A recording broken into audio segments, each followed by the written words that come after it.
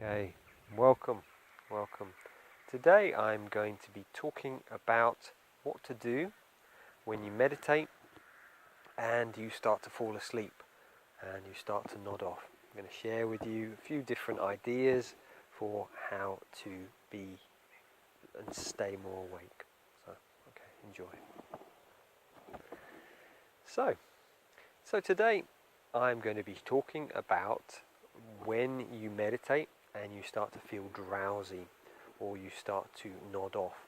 Last week I shared a video about what the best time to meditate is, and one of my subscribers just said, look, I fall asleep and sometimes I find I'm a bit drowsy. What can I do to help myself stay awake? So I'm going to just share with you a few different ways. Now, when I lived as a monastic, we were taught different ways for meditating, because we'd be up about 5 o'clock to meditate, and I could see in the hall some of the other monks nodding off, and generally I found I didn't nod off, certainly in the meditation hall, and yet I do notice at home nowadays that there are times when I start to nod off. So the first way is when you meditate, if you're sat in full lotus, half lotus, or you're sat in a chair, is, we've got our hands in our laps. So like, you can't see it, but sat on your knees. And what the recommendation is, what my teacher taught me, was you just have your hands maybe 6 inches off your lap and you hold them there. So you meditate, and just this awareness, holding your hands up, helps to keep you awake. And if you start to drop off, your hands drop down, so it's like that helps to just keep you more mindful that when you're starting to feel a bit drowsy. Personally, when I've taught people, different teachers say different things, but I feel that if we nod off when we're meditating from time to time, for me that's okay. If you're doing it all the time, then I would suggest using one of these practices. The second way is, in Buddhism, the Buddha talks about 4 different ways of meditating: sitting, walking, stood, standing, and lying down. Now, if you're tired, then I wouldn't recommend the lying down one, and certainly the sitting one, this can also people fall off. But the other 2, the standing, so if you're just stood and you meditate standing up, that is a very different posture to stop you from dropping off. And another way is to do walking meditation. So you're just walking back and forth. You're feeling, okay, I feel a little bit drowsy.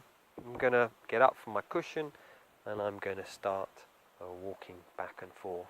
And certainly on the longer retreats, if you're doing a Vipassana 10-day, or you're doing a retreat in a Buddhist monastery, they'll alternate between sitting meditation and walking meditation. And it just helps to have that contrast. And another tip, if you're falling asleep when you are meditating, is to get to bed earlier. So I know this is an obvious one, but if you're, say, meditating 11 o'clock at night, try to meditate at 10 o'clock and go to bed 10:30. And you'll find when you get up in the morning, 6, 7 o'clock, for your meditation then, that you'll be more invigorated and you'll be less likely to drop off. And another thing in your morning practice, if you've not meditated the night before, you've not slept well, then you'll find you're probably drowsy in the morning, you might drop off. So it's important to meditate before sleep as well. So those are just some ideas really. So the first one is just keeping your hands above your lap. Second one is to try the standing or walking meditation. And the third one is to make sure you get to bed earlier. And just another one which comes from me at the moment is, when I was a monastic, we wouldn't eat after midday. And I found if I've got a heavy stomach, then that makes me more prone to falling asleep. So if you're fasting, intermittent fasting from midday onward, you'll find your late night meditation, your early morning meditation will be more clear because you don't have that heavy stomach. And that's certainly one of the things that I found when I've gone back to visit the monastery. So that is my reflection for today. So thank you very much for listening. Please do comment below if you've got any reflections about meditation and you've got any questions. I'm going to be doing once a week for the next period of time some reflections about meditation. So, okay, many blessings.